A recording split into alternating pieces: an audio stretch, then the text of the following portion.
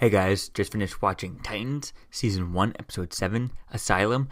Whoa, what an episode. Oh my god, it was an amazing episode. It's a 9.0 on here, out of 10 on IMDb, and yeah, that's pretty much what I give it. Like, this is a great episode.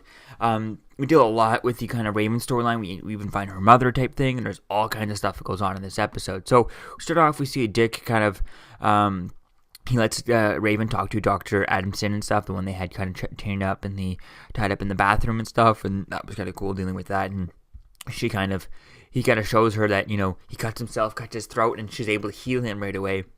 And then later on, we would see her kind of undoing that type thing. I think that was really cool, seeing that. And we saw her healing him, and that wasn't even just, it was her doing that. It wasn't like a Raven taking over, and I think that was really cool, seeing that. It was really kind of fun seeing that, and especially later on, like I said, when she undid it, it was like, I can take it back, and just boom, she cuts his throat back open. I think I love that idea. I think it's really going to be cool to play with that throughout the season and stuff, the rest of the season. If I'm not mistaken, how many episodes are we supposed to get for this show? Like 13 episodes. It says 12 episodes here on IMDb, so we'll see if we get how many we get. It also says a season 2, so I'm not sure if that's been confirmed or not, but maybe I'll try and put that in the editing as I'm editing this video. But we see her healing him. We find out that Raven's mother is named is named Angela Azriath, and I think that's really cool. I mean, if you look in the comic book, she's named Angela Roth, and even in IMDb here she's listed as Angela Roth. So I think that maybe it was her, maybe her original name, maiden name.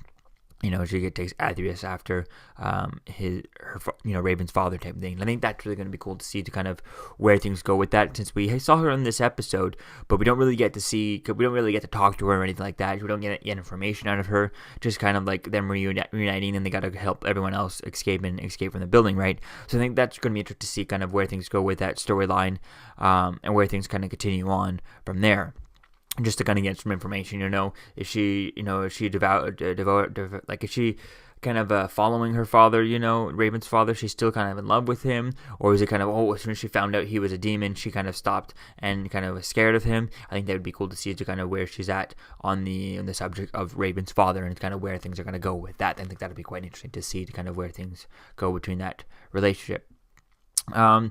They don't want to let Raven go to go see her mother in the beginning of this episode, because they don't find it safe and stuff. And then we see that Beast Boy was just kind of telling Dick and Corey that what they really wanted to hear type thing. And I think I like that, since he's lived with the I can't think of the other guys there.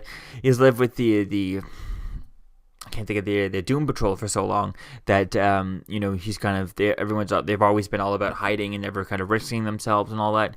And then we kind of so he's always used to kind of telling them what they want to hear, and so he kind of plays with that here. And I think that's really interesting, playing with that with Garth and stuff. And I think that's really cool there.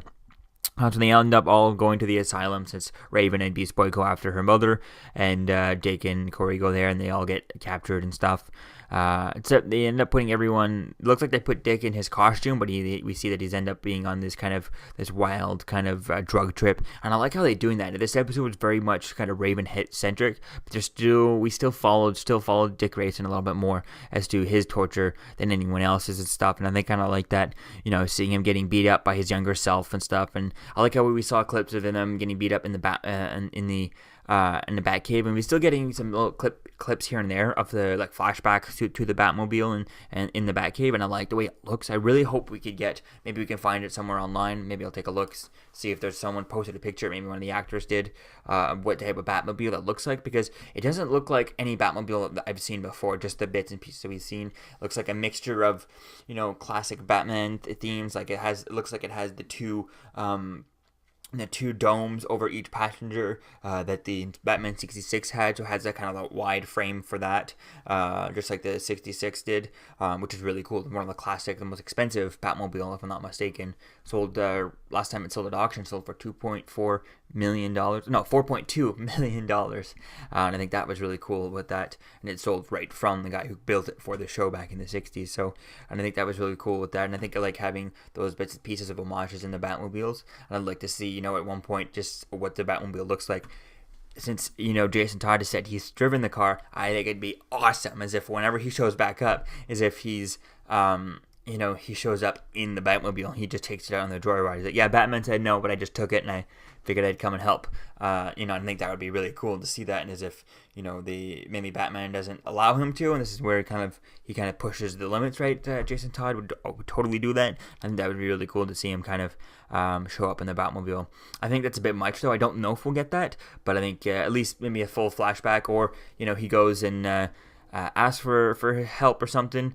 I don't see Dick Grayson ever asking Batman for help. Probably never going to get him unless we get like a very fast kind of Batman swoops in for the last minute. We don't see anything. We just see the shadows and then takes off type thing. I think that could be the only thing we get out of Batman. And it's just kind of like, or maybe Batman's just there watching from the shadows, and we just get that kind of, when they first meet, because it looks like in this episode, when he first puts on the Nightwing costume. I think that could be really cool to see as to where things are going to go with that. So we see Dick Grayson, he gets beat up by his drug self, and like I said, it would be cool to see that Batmobile. We see Raven finds her mother. We see Beast Boy ends up biting someone when Raven tries to free him. They get captured. Someone shows up, and Beast Boy kind of just beats the crap out of someone and starts biting him and stuff. I think that was really cool, and he's all kind of like shocked out of it, and I think that's really going to be cool to play with that. Hopefully it doesn't kind of affect him too much. I'd like to see him deal with that issues, but I like to see the idea of the Beast side taking over. Like, maybe when he turns back into Garth, he's having some emotional issues with it, but every time back in that situation, he's having problems. He's just kind of, when he's in the moment, his animalistic kind of take over, and that when he kind of comes back as Garth, he's kind of, a little bit shell-shocked every time after that, and kind of building up that more. I think that's really cool playing with that. I don't want it to kind of hinder him from transforming or anything, from doing anything and using his powers, but I think, the PTSD after, doing it every time could be something interesting to play with a little bit. Maybe just a little bit of stuff as he starts to get used to it, because like he said, this was the first time he's ever bitten someone, so I think as for the first few times, I think that's going to be cool to play with that a little bit. So we see Starfire ends up burning at the end. She burns the whole asylum down, and that's when we see that the Robin costume got destroyed in that. So I guess that briefcase left in the car probably, burnt down. I don't know what the point was that briefcase. It was such a huge and heavy briefcase that, it's not fire retardant, not fireproof, but whatever. I guess we're not going to get, Batman's not going to get to put that one up in a glass container in the Batcave. Although it would be cool is if we do see the Batcave, like a full scene at the end of this season, where he thanks maybe Jason Todd for helping him or something. Although it would be really cool to see Jason Todd, die at the hands of the Joker, or hear about him dying at the hands of the Joker. But I'd like to save that maybe for next season. Maybe have him in this season, and then the end of season 2 have Jason Todd die, and then we go into season 3. Without him, and that's when we see him come back, hear about him come back at the end of season 3. Without seeing that storyline, they just hear about it through the grapevine, right, of, Robins and different things like that, through Alfred or something. It would be cool. So we see in the next trailer for the next episode that Wonder Girl shows up in there, and it also looks like Dick kind of leaves the team. Which kind of makes no sense to me as to why he needs to leave the team. I understand that the whole point of this, his costume got burnt in this episode. He was blowing up the asylum, and he was looking at himself in the reflection in the puddle type thing, seeing Robin, and kind of he's gonna burn everything with. He's leaving Robin behind, and he really was forced to do that when he saw his costume was actually burnt up in the parking lot type thing. So I think that was really going to be cool to see, to kind of where things go with that in the next episode. And I could see that, maybe the idea there where they're going with him kind of like, oh, I'm done, we're no longer a team. We never really were a team, right? And that for the trailers in the next episode. But, they just got Raven's mother. There's so many questions to answer. Why would he be leaving everyone at this point, It makes no sense. So it's going to be interesting to see kind of where things go with that. And it looks like Wonder Girl is going to be part of that for the next episode. It looks like she kind of like, oh, I'm leaving. And then just at the end of the episode, he'll be kind of sent back to go after and find Raven and Starfire, since as Starfire starts to find out information, or Dick Grayson starts to find out information about Starfire. And I think that'll be quite interesting to see kind of where things go with that. And kind of make it to look out that Starfire's kind of when she gets revealed and finds out who she is, or whenever Dick finds out who she is, that she's an alien and everything. Maybe that could be something interesting to play with, to see kind of, it looks like it's going to be some sort of where she's made up to be the villain of the next episode, which I'm not sure about that. I feel like that's just kind of editing. So I feel like there could be hopefully there's another villain, because the idea of just making Starfire the villain like that, I don't know, it just seems a bit weird. I'm not sure if I like it, but we'll have to wait and see how they play it off. But so far, this show has been amazing with the writing. Everything's been perfect for this show. Special effects have been pretty good. Some of the special effects every now and then are a little bit kind of wonky, like, and like this fight scene underground with Dick Grayson and stuff. You could tell they're trying to compete with Daredevil, but there's just one thing that fight scene does not compete with Daredevil, because one, it's not all one take. There's clearly lots of edits in there.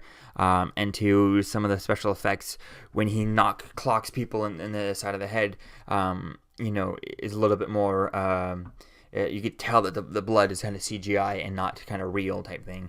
Obviously not going to use real blood, but it looks kind of really fake, the blood. So that's the one little gripe I have with this show. But other than that, it's great. And I understand, maybe maybe the CGI budget is a little bit smaller than they would like, just because, they don't really know for sure what's going to happen with this show. They don't have, they've never done this show like this before, putting it on the streaming service and put it out there. So it's really an unknown, right? So I think that's really interesting with that. We'll see how things go for the next season with special effects in that regard. So all in all, I'm really excited to see kind of where things go with all this. I really like this show. I definitely can't wait to see kind of where things go with this.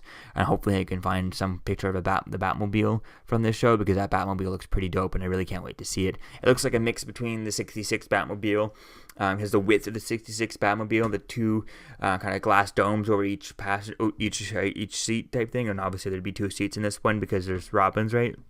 But and then it also has like a length a little bit as like the Keaton Batmobile from like 92 or 89, right? I think that would be really cool. But it doesn't have like much of a plasticky look to it, like the like the Keaton Batmobile does, has like a plasticky, where this one has more of a polished car, expensive car kind of look to it, which kind of is interesting with for a Batmobile. It looks so shiny that like it's gonna scratch up very easily, even if it's bulletproof, those bullet marks are gonna be noticeable, right?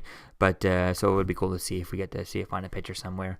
I feel like there should be, but hopefully by the end of the season someone will have put a full picture of that, whatever car they have for that. I think it would be interesting to see if there's even one there. I doubt they'd spend the time just CGIing it, but it would be cool to see. So let me know what you think, guys, about this episode in the comments below.